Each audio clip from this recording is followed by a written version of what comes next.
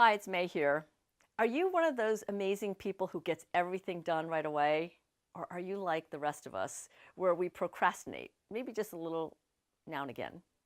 Well, over the years, I've discovered I am a pretty good procrastinator, and I've almost come to see it as this negative character flaw.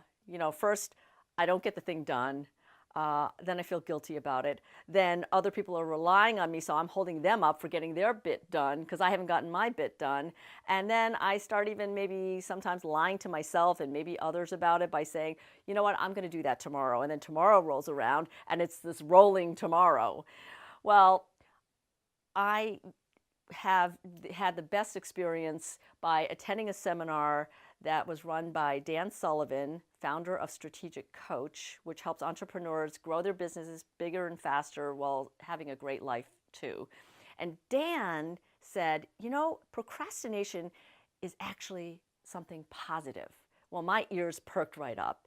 And he said, yeah, if we can just harness that and make it into a positive, then this could be a great thing. So what you need to do, he said, is first list out all the things that you've been procrastinating on. Give yourself 2 minutes and just write it down really fast. Then take a look at that list and circle the 3 items that would most move the needle for you if you were to get them done. And then for those 3 items, write down the reason why you've been procrastinating. And then for each of those 3, look at what kind of commitment you need to make in order to move it forward. Think about who else could be involved to help.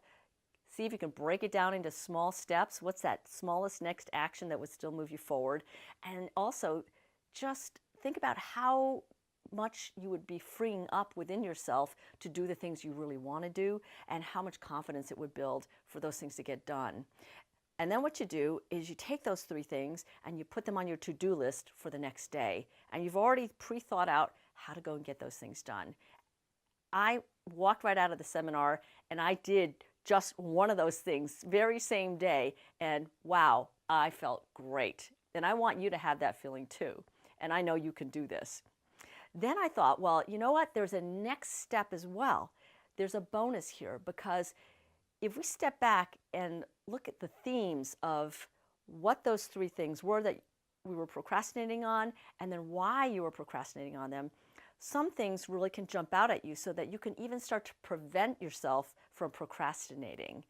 And so I'll give you an example of how I thought through mine. So 2 of the things on my list of procrastination items were around summarizing things that had already happened. And I realized that even though I love structuring things, synthesizing, but what I don't like to do is look at things that have already gone by. I feel like I've been there, I've done that, I've moved on, and I really like looking at the future. So what I could have done instead, and what I'll do next time, is at that moment when it was still fresh, I could have jotted down an outline or a summary right then and there. And maybe I could have used Evernote, which is something that I've learned to use and love. It's fantastic. And then it would have saved a lot of time, and I would have something that I could recall and work on. The third thing that was one of my circled items was having to chase somebody for something that they'd promised to do but hadn't yet done. And I realized the reason why I was procrastinating is that I didn't want to sound like a nagging, difficult person. I didn't want them to think that, or I didn't want it to hurt our friendship. And I also I was afraid that they might say, oh, you know what, I thought about that and I don't want to do it anymore. So what I could have done and what I'll do next time is right when I was asking them to do this thing and they agreed, I could have set a deadline.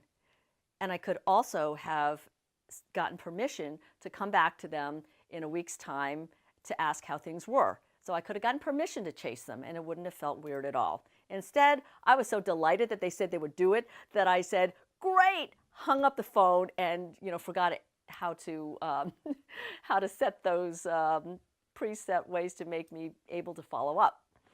So I hope these help you, and I hope that you have the chance to both prevent your procrastination and also turn your procrastinations into a positive.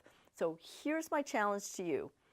I want you to choose one thing, something that you've been procrastinating on, and then harness it and turn it into a positive onto your to-do list for tomorrow by going through the steps we just talked about.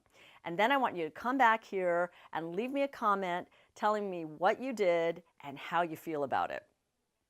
And if you're watching this from anywhere other than my blog, head on over to maybusch.com/blog, and I look forward to welcoming you there.